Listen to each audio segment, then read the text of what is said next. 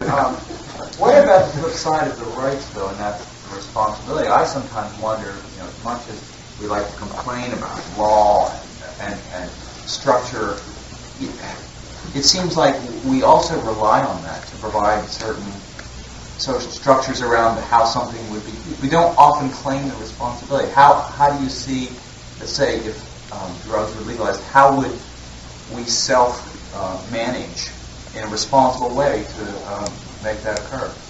Well, I maintain that since alcohol and tobacco are legal, we have already proven that we can absorb the social consequences of legalizing any drug. I mean, if you can tolerate the costs and what alcohol and all that does to insurance, then heroin is going to pose no problem. The problem with the law is that when the law becomes irrational, the law loses its moral force. And so it has to be reformed. And this is, I believe, very difficult in this drug area because nobody's being straight about what's at issue. The real issue, like let's take cannabis, which is, most people, whether they smoke cannabis or not, have the impression, I think, that this is a generally benign and over-discussed peril. And yet, I cannot imagine America legalizing cannabis simply because its psychological consequences are that it erodes loyalty to the work ethic.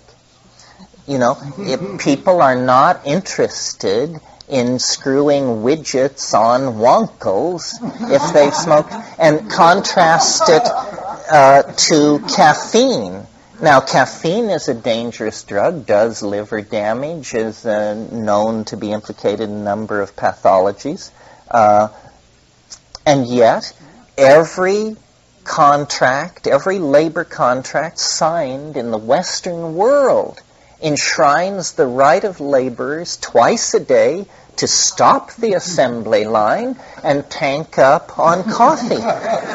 This is an extraordinary folkway. And why? Because caffeine is a made-to-order drug for the purposes of slave capitalism. I mean, you just scurry right back to your keyboard or your assembly line, and you can do the 3 p.m. to 5 p.m. shift then without, falling on your face like a normal primate would if they weren't jacked up on some alkaloid.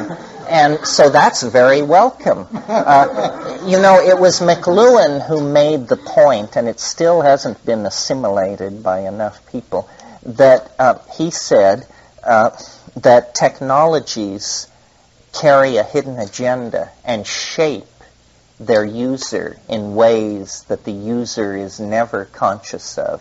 And the great case that McLuhan made was print, which he said the linear and uniform nature of print created the preconditioned mindset able to accept democracy, the assembly line, the concept of the citizen. A whole bunch of modern ideas are presuppose print.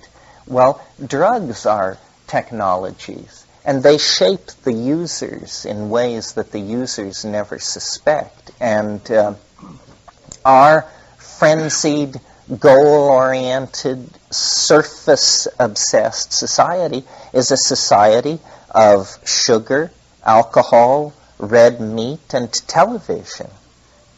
Television is an incredibly invasive and powerful drug.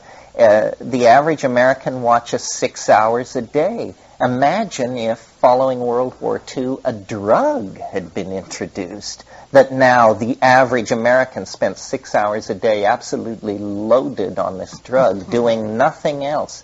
But because we are materialists, we don't see television as a drug, and yet your blood pools in your rear end, your brain waves fall into a measurable zone, you fixate. There is an entire set of symptoms, no less dramatic than the symptoms of smoking a bomber or honking up a line.